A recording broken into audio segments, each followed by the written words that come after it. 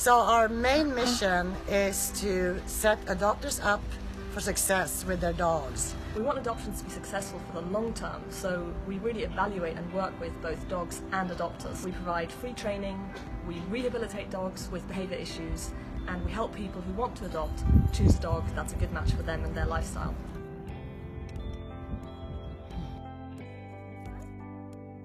We were approached by the city shelter to help them out with dog walking classes.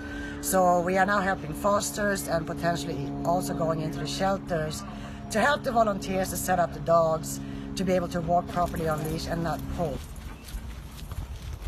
That's one of the big problems for adopters, that the dogs are big and strong and they pull. So if we as volunteers and rescue group can help the dogs be better on leash, they have a better success rate to stay in their new homes. Yeah. So that is for the dog to just learn that they're supposed to follow me. Yeah. So the leash is loose. She looks right. Look at him.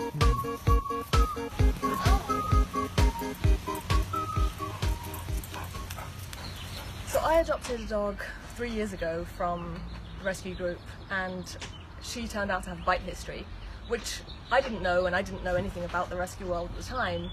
But since then I've become involved with Blue Man Dog, and I've become involved with dog fostering and dog rescue, and it's just become super clear to me that just because a dog has a bite history or has a bad history or has a bad behaviour doesn't mean that they're not a good dog. You can teach a dog to unlearn certain behaviours. You can work with dogs, just because they've made mistakes doesn't mean that they're going to be like that for the rest of their lives. So it's been a super rewarding experience working with dogs that have problems and getting them adopted into great homes. When I first started fostering, when I finally started getting to go to the shelter and pick out dogs, Mia had suggested this gorgeous dog, but I really didn't think she was going to get adopted because she was 8. And I'm like, I don't know if I would adopt a dog that's 8, large breed. But she came to live with me, and she was the most amazing girl, and I wanted to keep her actually, and she got adopted right away. So my thought that adopting an older dog wouldn't happen was completely wrong.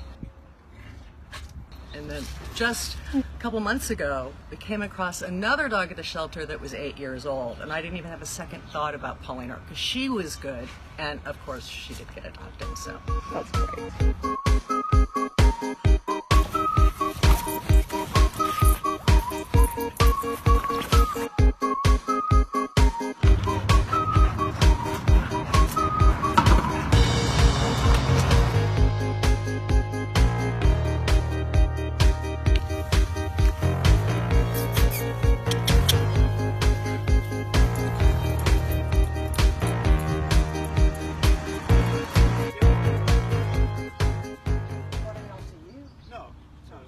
If another dog gets too much. Oh,